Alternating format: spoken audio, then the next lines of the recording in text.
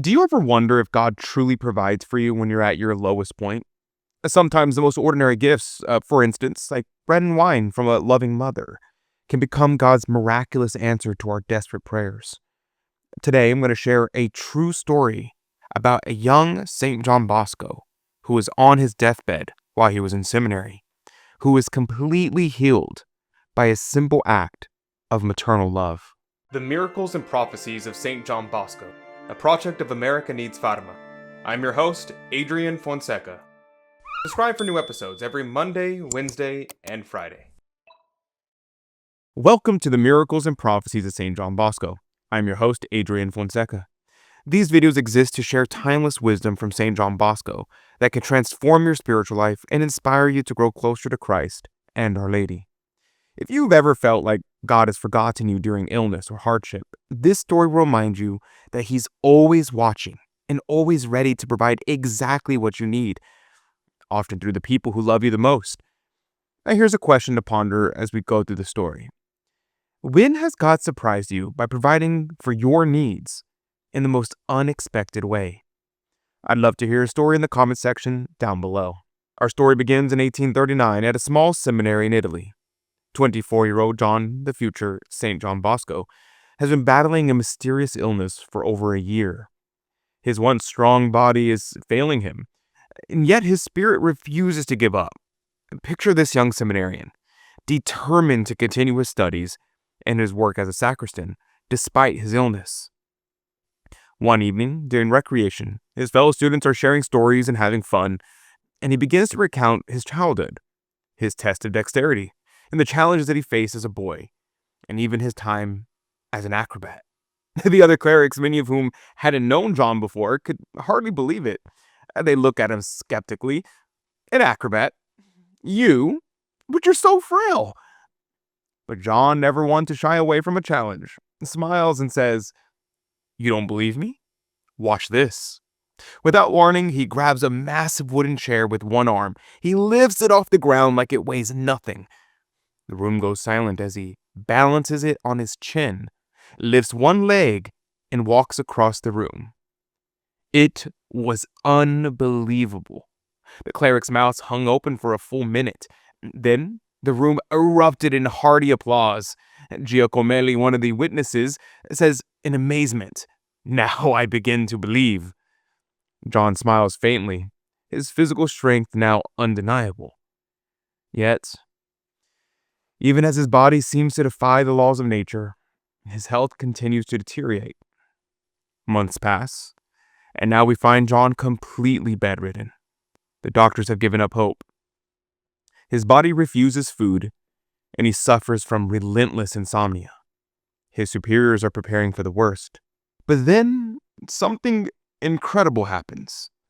One day, John's mother arrives unexpectedly at the seminary. In her wicker basket, she carries a bottle of red wine and some simple millet bread. Pan y vino, bread and wine. Communication back then wasn't the way it was now. The poor mother had no idea that her son was in such dire conditions. The moment she sees him, pale, weak, barely alive, her heart nearly breaks. She insists he shouldn't eat the heavy bread, worried it might be too much for his weakened stomach. But John, with desperation in his eyes, pleads with her. "Please, just let me have it," he begs, extending his thin arm. John takes the bread, breaking off a small piece, and savoring them with a hunger he hadn't felt in months. Then comes the wine. He drinks it eagerly, the warmth of the liquid filling his body with life. Before long, he consumes everything. Every crumb of bread, every drop of wine. Then, without warning, he drifts into a deep and peaceful sleep. But this was no ordinary slumber. It lasts for an entire night, and then 2 full days.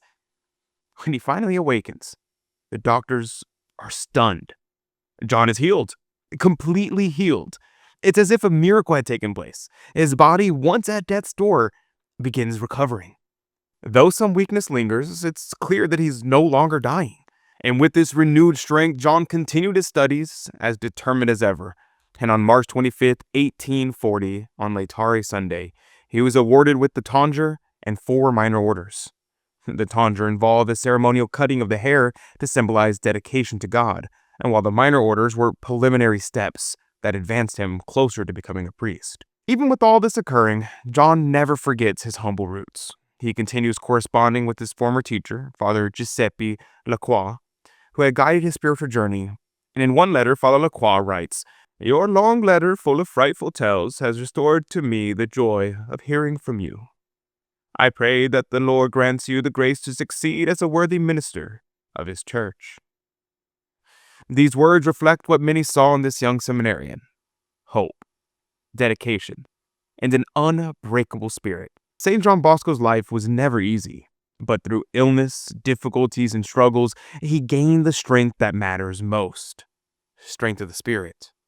And he never forgot that sometimes homemade bread and wine from a mother's basket can succeed where doctors fail. Speaking of bread and wine bringing healing and hope, there's something beautiful I want to share with you. Just as Mamma Margaret's simple bread and wine became God's instrument of healing for her son, when a priest offers the Mass, bread and wine become the body, blood, soul, and divinity of Jesus Christ, who is our true healing food. And when you become a monthly promoter of Saint John Bosco, a traditional Catholic Mass is offered specifically for you and your intentions. But that's not all. We also pray daily rosaries for you and your intentions, and you'll receive beautiful spiritual treasures, including images of Our Lady Help of Christians, Saint John Bosco, and so much more. Just as God used simple bread and wine to help heal young John Bosco, he continues to work through the bread of heaven, the Eucharist, to heal and bless our lives today. So click the link in the description box down below to become a monthly promoter and bring the power of a daily Mass into your daily life. The healing of young John Bosco through his mother's simple bread and wine teaches us that God often works through the most ordinary means to accomplish extraordinary things. Don Bosco's determination to continue his studies and his priestly formation, even while battling serious illness, shows us the importance of perseverance in pursuing God's call in our lives. His commitment to his vocation, despite physical weakness, prepared him for his trials that came much later in his ministry. The tender care of his mother also reflects how God provides for us through our loved ones, especially during our darkest moments.